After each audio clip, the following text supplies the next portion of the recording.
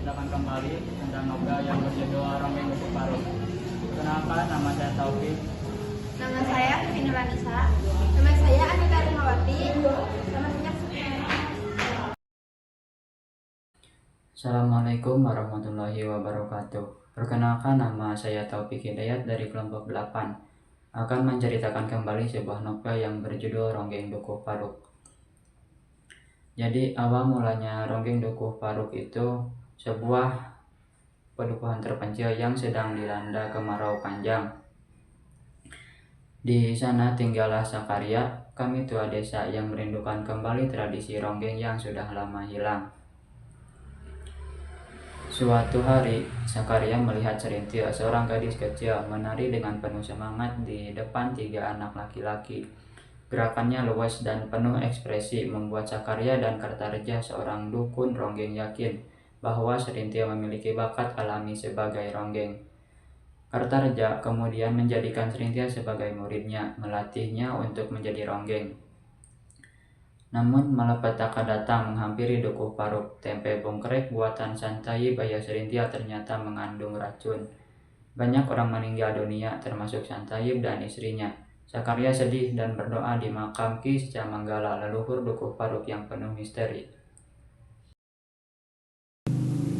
Saya akan menceritakan kembali novel Ronggeng Dukuh Paruk bagian kedua. Dalam cerita kedua ini, awalnya diceritakan bagaimana suasana pagi di Dukuh Paruk terasa begitu sederhana dan tenang. Alam desa yang masih alami jadi bagian penting dari kehidupan warga. Tapi di balik semua itu, mulai terlihat perubahan kecil yang pelan-pelan mengubah desa ini. Salah satunya adalah Serintil yang sudah jadi ronggeng. Sebagai ronggeng, Serintil jadi kebanggaan warga, apalagi dia dianggap membawa kembali kejayaan Dukuh Paruk. Tapi Serintil sendiri sebenarnya mulai merasa hidupnya kosong. Peran sebagai ronggeng yang dianggap mulia oleh orang lain ternyata bikin dia merasa terjebak. Cerita di bab kedua ini lebih banyak fokus ke Serintil yang tiba-tiba jatuh sakit. Tubuhnya lemah, mukanya pucat, dan dia kehilangan semangat buat hidup. Keluarganya, terutamanya Sakaria, berusaha keras ngerawat dia. Tetangga seperti Tampi juga sering datang bawain makanan dan menghibur Serintil. Ada satu momen yang bikin Serintil banyak merenung, yaitu waktu Tampi bawa bayinya, si kecil Godar, buat main ke rumah Serintil. Bayi ini kayak jadi pengingat ke Serintil bahwa ada kebahagiaan sederhana yang mungkin selama ini hilang dari hidupnya. Dari situ Serintil mulai sadar betapa capeknya hidup dia selama ini sebagai ronggeng. Terus di bab ini menceritakan bagaimana Serintil mulai sembuh dan kembali tampil jadi ronggeng. Tapi ternyata hidup sebagai ronggeng gak cuma soal nari dan nyanyi. Orang-orang yang dari luar mulai memanfaatkan Serintil buat kepentingan mereka. Ada tokoh-tokoh penting yang ngajak Serintil buat tampil di acara mereka. Bahkan sampai dipakai buat agenda politik. Serintil awalnya cuma pengen membanggakan desanya, tapi sekarang dia mulai ngerasa hidupnya gak lagi punya kendali. Dalam hati, dia ngerasa semua ini bikin dia makin jauh dari dirinya sendiri. Kalau di bab 4 ini, cerita pindah ke Rasus, temannya Serintil. Rasus yang sekarang udah jadi tentara mulai punya kehidupan baru di luar Dukuh Paruk. Tapi meskipun hidupnya berubah, dia masih sering mikirin Serintil. Di satu sisi, Rasus ngerasa bersalah karena ninggalin Serintil, tapi di sisi lain, dia juga kecewa sama keadaan Serintil yang menurutnya gak bisa lepas dari tradisi.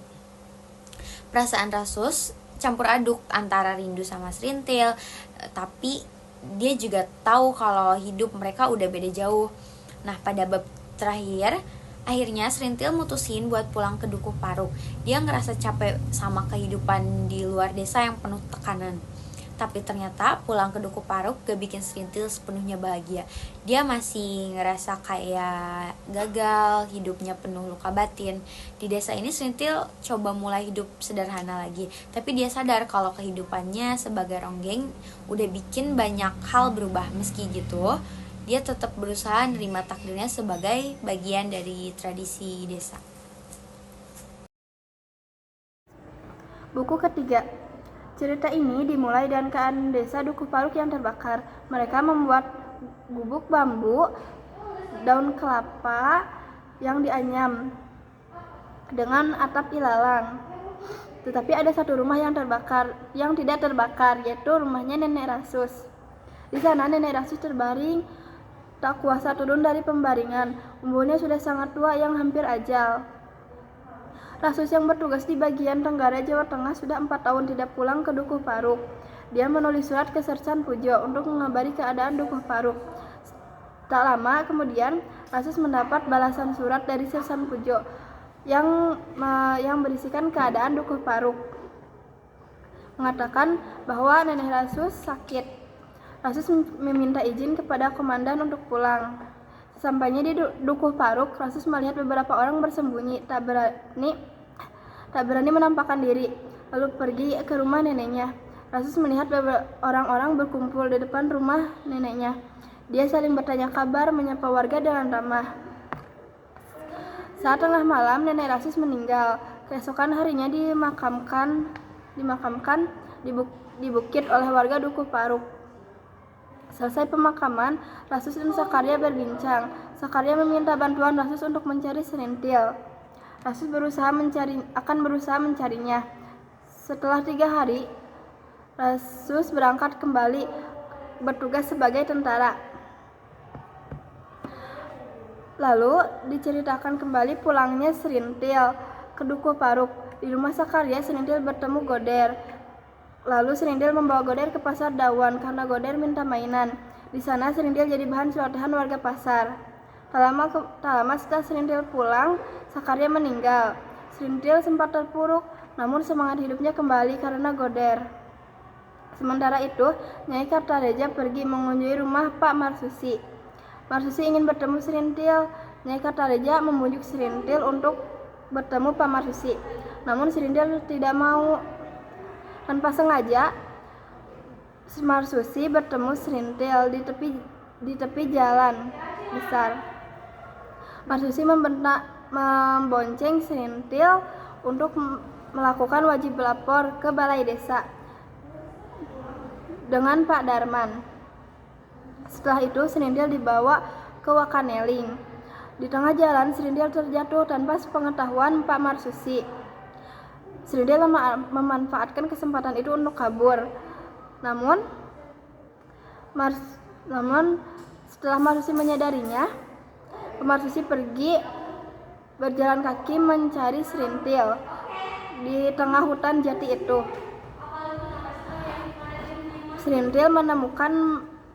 Marsusi menemukan Serintil terjatuh di jalan.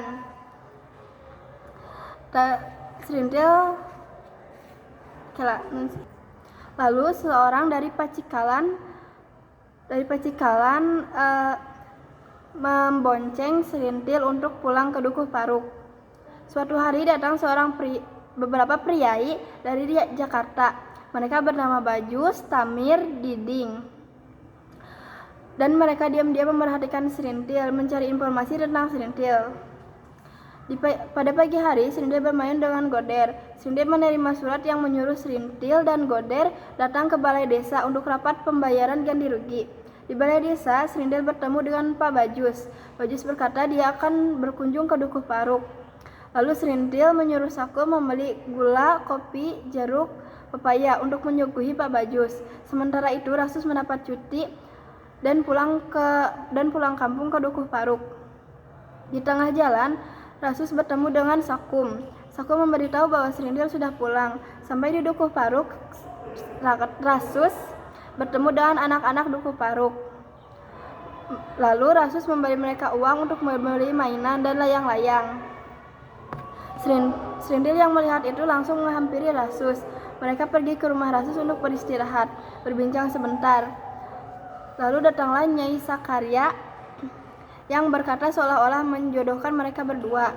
Setelah itu, Rasus pergi mandi dan Serintil menyiapkan makanan. Beberapa saat kemudian, Bajus, Diding, Tamir datang ke rumah Serintil. Mereka mengajak Serintil jalan-jalan, namun Serintil menolak karena tidak enak badan. Setelah cutinya Rasus selesai, di pagi buta Rasus berangkat kembali bertugas meninggalkan Dukuh Paruk. Memasuki tahun 1970, Proyek pengairan bendungan dimulai di wilayah Kecamatan Dawan, dekat Dukuh Paruk. Banyak traktor, bulldozer, truk pengangkut tanah, serindil sering dikunjungi oleh orang-orang proyek. Bajus membawa serindil dan goder ke pantai dengan mobil Bajus. Mereka makan nasi goreng di pinggir losmen. Karena adanya proyek itu, warga Dukuh Paruk dan Dawan punya pekerjaan. Malapetaka tahun 1965 mulai dilupakan oleh warga Dukuh Paruk. Serindil mulai percaya diri dan menjalani hidupnya. Serindil menyadari perasaannya bahwa dia jatuh cinta pada Bajus. Suatu hari, Serindil diminta menemani Bajus rapat proyek pembangunan di dekat kota Eling-Eling. Serindil dibawa oleh Bajus di villa untuk beristirahat. Sementara Bajus pergi ke hotel untuk menyiapkan rapat. Di sana dia bertemu dengan Pak Belengur. Bajus sangat ingin mendapatkan proyek dari Pak Belengur, sehingga Bajus meminta Serindil untuk bermalam dengan Pak Belengur. Namun Serindil tidak mau. Dia menolak karena tidak ingin melakukan perzinaan itu lagi. Hal itu mengingatkannya pada saat menjadi ronggeng. Serindil hendak kabur, namun Bajus menguncinya dari luar. Sambil menghina dan mengancam, Serindil akan membawanya kembali ke tahanan. Hinaan dan ancaman itu membuat akal sehat Serindil hilang. Pak Belengur kasihan pada Serindil, lalu menyuruh Bajus mengantarkannya kembali ke Dukuh Paruk. Inti dari akhir ceritanya adalah Serindil menjadi gila karena teringat traumanya saat jadi tahanan, dan Rasuslah yang mengantarkan Serindil ke rumah sakit jiwa, sekaligus membiayainya. Rasus berpikir bahwa Dukuh Paruklah yang membuat Serindil menjadi gila. Sekian, terima kasih.